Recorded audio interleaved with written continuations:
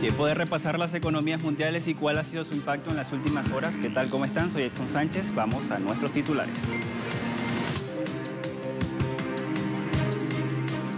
Autoridades del Canal de Panamá prevén una baja en el tránsito de embarcaciones por la vía debido al impacto de la pandemia del coronavirus. En minutos le revelamos las cifras. Revisamos en nuestro segmento En Contexto un estudio sobre los estragos provocados por la pandemia de la COVID-19 sobre la economía en América Latina y el Caribe. La canciller de Alemania, Angela Merkel, pidió en el Parlamento Europeo concesiones de todos para cerrar el fondo de recuperación en la cumbre de la próxima semana. En Economía 360 le contamos más.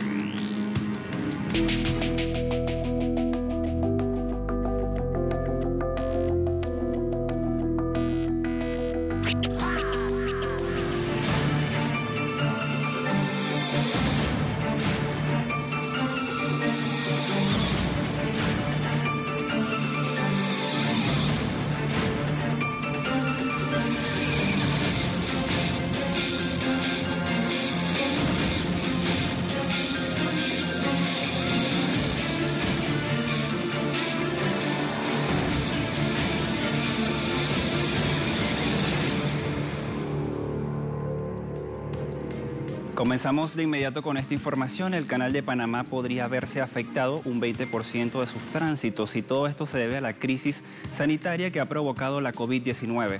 El administrador de la vía del Canal de Panamá, Ricaurte Vázquez, dijo que en el caso menos favorable, los tránsitos del canal podrían disminuir 20% debido a la pandemia. Por tanto, el presupuesto de la Autoridad del Canal de Panamá para este mismo año fiscal 2020 prevé ingresos por 3.426.1 millones de dólares con un aporte al fisco de 1.824 millones de dólares. Por otra parte, la manufactura no ha crecido lo previsto frente a las materias primas que han tenido mayor movimiento en el canal. Otro factor es el acceso al agua que requieren las operaciones del tránsito en el canal, por lo que buscan nuevas fuentes como desalizar el agua del mar. En cuanto al comercio internacional, Vázquez aseveró que la autoridad del canal tendrá que agilizar la búsqueda de posibilidades de mercados. Asimismo, sobre el impacto económico de la pandemia, la autoridad expresó que el compromiso es no cerrar las operaciones de esta vía. También consideran trabajar durante 2 años como concepto de emergencia sanitaria. El canal conecta más de 140 rutas marítimas y 1.700 puertos en 160 países del mundo.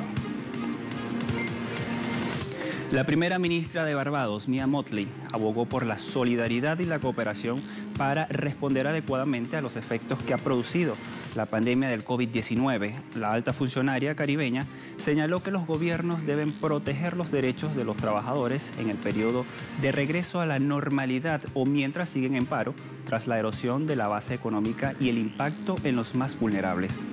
Asimismo, afirmó en la cumbre de líderes mundiales de la Organización Internacional del Trabajo, Mottley reconoció las pérdidas sufridas por la COVID-19 sobre el incremento de la pobreza y el paro, además de mencionar las complicaciones del escenario epidemiológico para los estados insulares. Todo esto se desarrolla mientras las islas intentan diversificar sus economías con recursos limitados, la pobre exportación, también padecen el cambio climático y mantienen una alta deuda. El expresidente de Paraguay, Horacio Cartes, fue citado por la Fiscalía General del Estado de Brasil por sus vínculos a la red de corrupción de Lava Jato. De acuerdo con los medios locales de Brasil, el juez de Río de Janeiro, Marcelo da Costa Bretas, pidió a los paraguayos vinculados al caso Lava Jato que presenten sus testimonios. Adicionalmente, el exmandatario fueron citados varios de sus amigos y allegados por posible lavado de activos y organización criminal.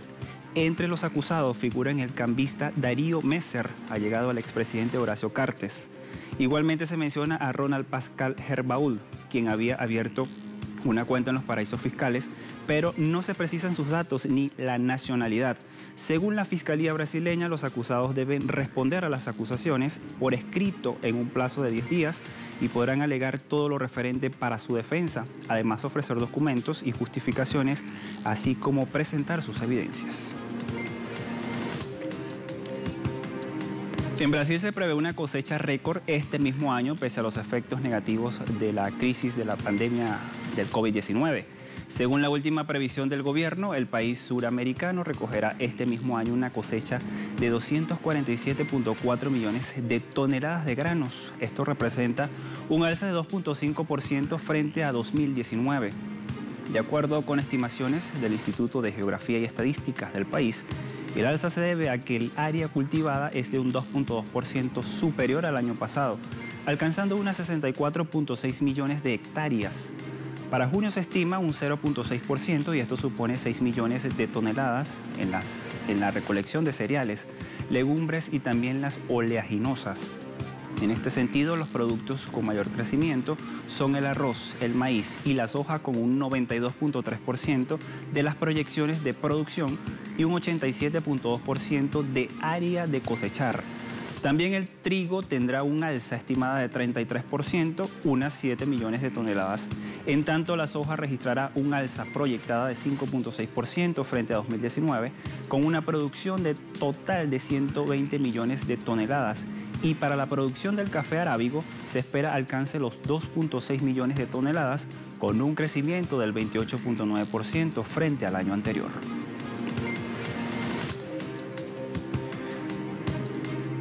La presidenta del Fondo Monetario Internacional, Kristalina Georgieva, pidió colaboración a los acreedores de la deuda externa de Argentina para que contribuyan en el proceso de reestructuración. Así lo refiere el portal digital Medio Local Página 12, aquí en pantalla. El titular del FMI volvió a respaldar la oferta argentina y llamó a los fondos privados a contribuir con el proceso de la reestructuración para alcanzar un acuerdo.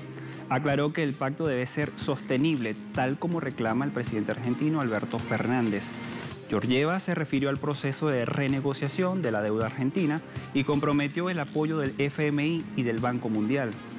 Página 12, este medio que vemos a continuación en pantalla, agrega que el acuerdo propuesto por el ministro Martín Guzmán ante la Comisión de Valores de Estados Unidos implica un valor de recupero cercano al 53% para los bonistas, sin resignar los derechos legales en la letra chica del contrato y como estipula la fecha límite el 4 de agosto.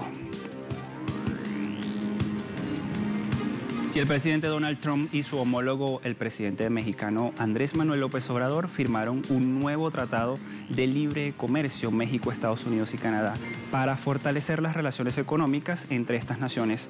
El acuerdo sustituye el antiguo TLCAN, que fue rubricado en la ciudad de Washington. El TEMEC ahora puede proteger a los trabajadores de ambas naciones. Este acuerdo histórico va a expandir la creación de empleos.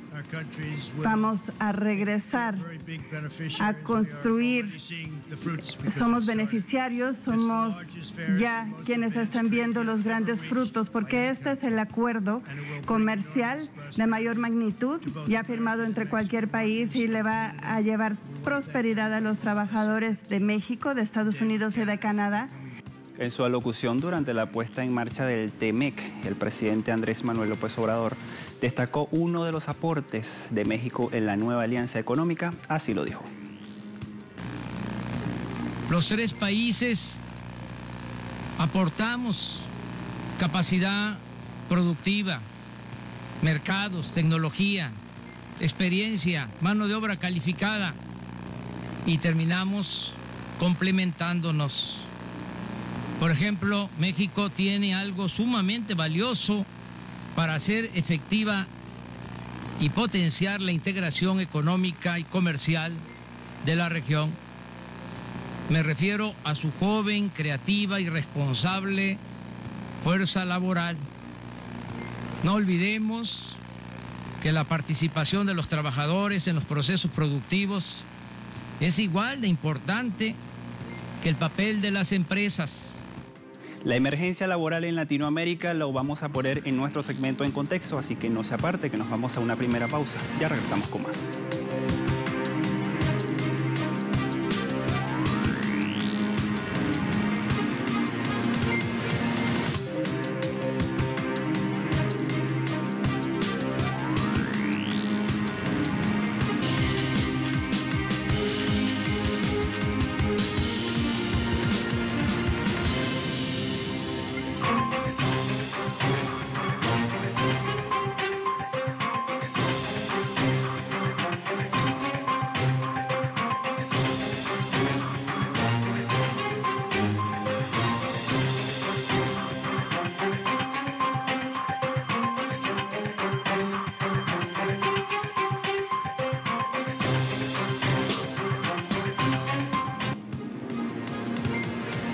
La pandemia de la COVID-19 provocará este mismo año la mayor crisis económica que América Latina y el Caribe en su conjunto hayan experimentado en toda la historia.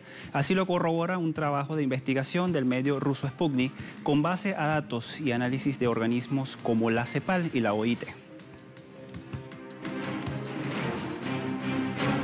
De acuerdo al medio ruso Sputnik, el Producto Interno Bruto de América Latina y el Caribe sufrirá una contracción de 5,3%, derrumbe que tendrá un impacto significativo en el mercado laboral con la destrucción de empleos, aumento de la desocupación y precarización de las condiciones de trabajo. La pandemia llegó a la región en un momento de debilidad y vulnerabilidad macroeconómica. En el decenio posterior a la crisis financiera mundial, es decir, entre los años 2010 y 2019, la tasa de crecimiento del PIB regional disminuyó del 6% al 0,2%, mientras en el periodo 2014-2019 se registró el menor crecimiento desde la década de 1950 con 0,4%. Por otra parte, en 2019, solo en Argentina, Brasil, Chile, Colombia, Ecuador, Uruguay, Bahamas y Barbados existía un seguro de desempleo. Los investigadores sostienen que el mundo del trabajo está muy afectado por la pandemia porque, además de ser una amenaza para la salud pública, se generan perturbaciones a nivel económico y social. Para 2020, la Comisión Económica para América Latina y el Caribe, la CEPAL, proyecta un aumento de la tasa de desocupación de al menos 3,4 puntos porcentuales hasta alcanzar una tasa de 11,5%, lo que equivale a más de 11,5 millones de nuevos desempleados. La Organización Internacional del Trabajo, la OIT, estima que esta crisis provocará una pérdida de alrededor del 10,3% de las horas de trabajo en el segundo trimestre de este año, lo que equivale a 31 millones de empleos a tiempo completo.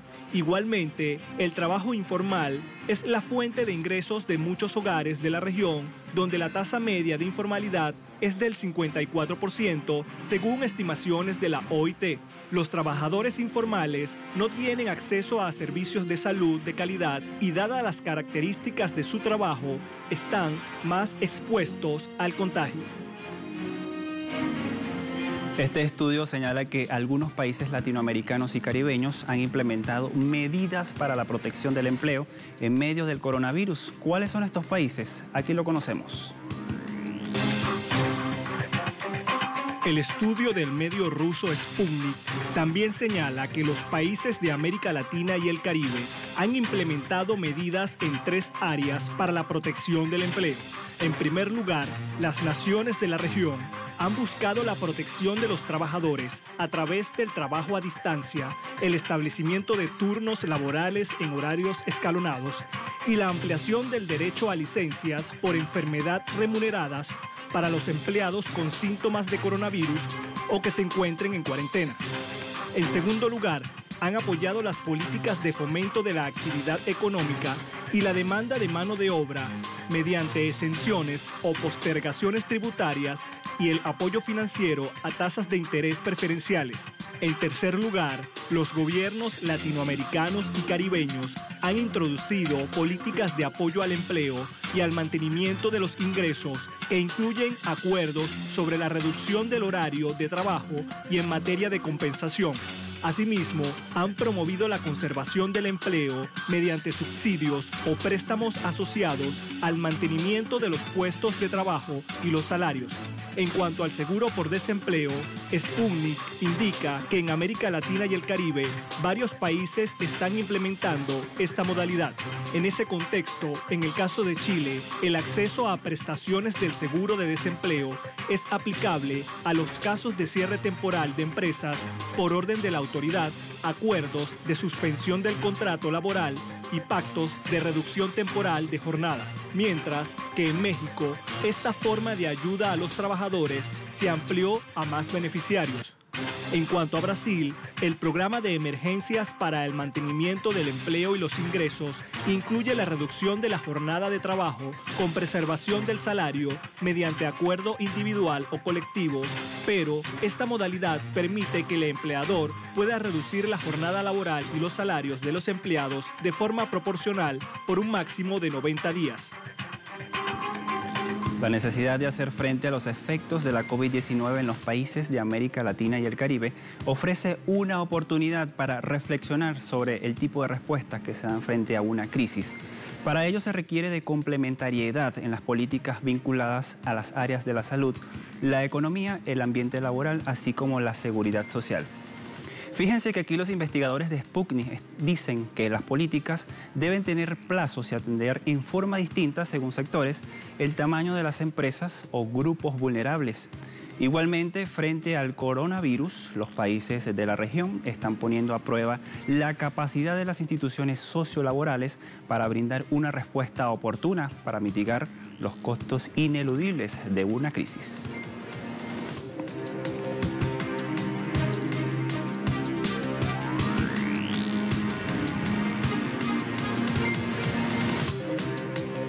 Alemania está pidiendo fondos para recuperarse económicamente. ¿Por qué está haciendo esto este país? Se lo contamos al regreso de esta segunda pausa.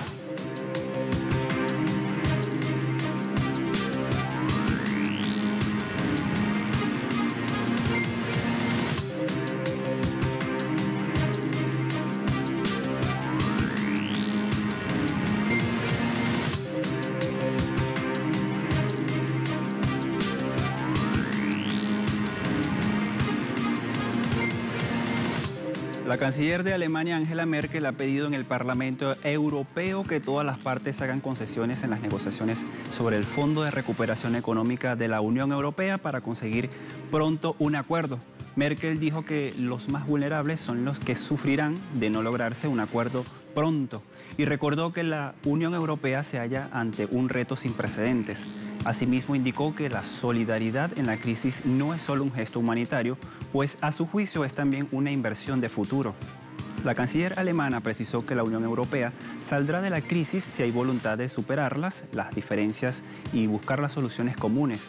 El próximo 17 y 18 de julio se va a celebrar el Consejo Europeo, que va a reunir a 27 líderes del bloque comunitario, quienes van a discutir el fondo de recuperación de 750.000 millones de euros. Este dinero va a estar destinado a mitigar los efectos del coronavirus sobre las economías europeas. Los países del bloque también van a discutir sobre el marco presupuestario del 2021-2027 de algo más del billón de euros. El Producto Interno Bruto de España va a caer 12.8% a finales de este año, según las previsiones del Fondo Monetario Internacional. Esto es casi un 8% más que la caída media a nivel mundial. Y para paliar esta crisis existen varias recetas. Una de ellas es la continuista de los empresarios y la basada en derechos sociales y de justicia fiscal. La Confederación Española de Organizaciones Empresariales lo tiene claro: pactos con el gobierno para proteger el empleo y reactivar la economía, pero sin tocar un aspecto: la subida de impuestos que pretende o pretendía el Ejecutivo. Lo que el capitalismo español quiere que cambie tras esta crisis es que, en realidad, nada cambie. Lo que hoy más necesitamos, aparte de todo lo demás, es un marco de actuación estable y previsible en todos los niveles. Dando certidumbre fiscal, certidumbre sobre las reglas de juego en el medio y en el largo plazo. Así lo hicieron saber en una reciente cumbre celebrada por los grandes empresarios del país. Además, hablan de seguridad jurídica, colaboración público-privada, mantener los expedientes de regulación temporal de empleo y reindustrialización. También diálogo social. Un diálogo en el que no cabe debatir de sus privilegios fiscales. Estamos recaudando ahora mismo 20.000 millones de euros de media menos en impuestos sobre sociedades, con beneficios ya un 25% superiores a los que existían entonces. No es casual, son decisiones políticas que en este caso han permitido establecer un paraíso fiscal, un verdadero paraíso fiscal para esas élites dentro de nuestras fronteras. La crisis de 2008 recayó sobre las espaldas de los más vulnerables. Desde el Partido de Izquierda Unida advierten: sin reforma fiscal este país quiebra, pero no económicamente, quiebra socialmente. esta nueva situación no la van a pagar los empobrecidos ni la gente en riesgo de exclusión. Estalla el país. Para evitarlo, los contrarios a las tesis neoliberales proponen recetas con mayor carga social. Blindaje de derechos sociales, empezando por la sanidad, blindaje de bienes públicos y todo eso acompañado de una reforma fiscal contra las grandes fortunas, ¿no? Unas propuestas que parecen alejarse del pacto de reconstrucción social propuesto por el Gobierno, pese a que en un primer momento estaban incluidas. El PSOE pues, tiene la tendencia a que le tiemblen las piernas, no es de ahora, pero las bases sociales del Partido Socialista, estoy completamente convencido, y Pedro Sánchez lo sabe, que están con esta postura. Pedro Sánchez debe elegir si buscar acuerdos a la derecha, más cercana a las propuestas de los empresarios, o a la izquierda, orientadas a proteger el sector público. Edu Marín y Adriana Cardoso, Telesur, Madrid. Los jefes de varios organismos multilaterales participaron este mismo miércoles en una cumbre virtual organizada por la Organización Internacional del Trabajo, la OIT, para analizar el impacto de la COVID-19 en la economía y en el mercado laboral.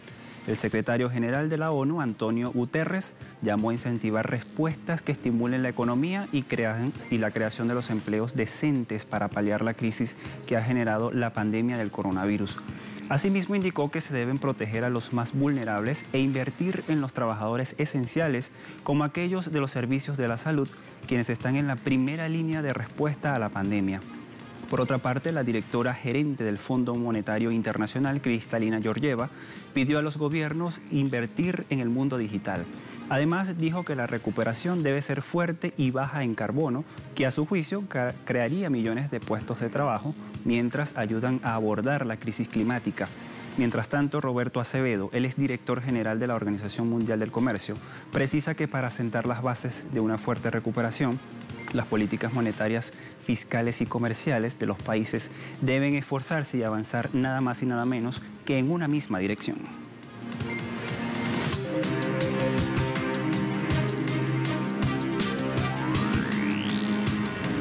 Vamos de inmediato a revisar los indicadores petroleros al cierre de la jornada de este miércoles. Vemos en pantalla la relación de intermedio de Texas, WTI, 40.47 dólares el barril, tiene una baja de 0.37%. Sumamos Brent de referencia europea, 43 dólares el barril, ha perdido 0.19%. Y por último tenemos el crudo OPEP, 43.15 dólares con una baja de 0.42 centavos de dólar.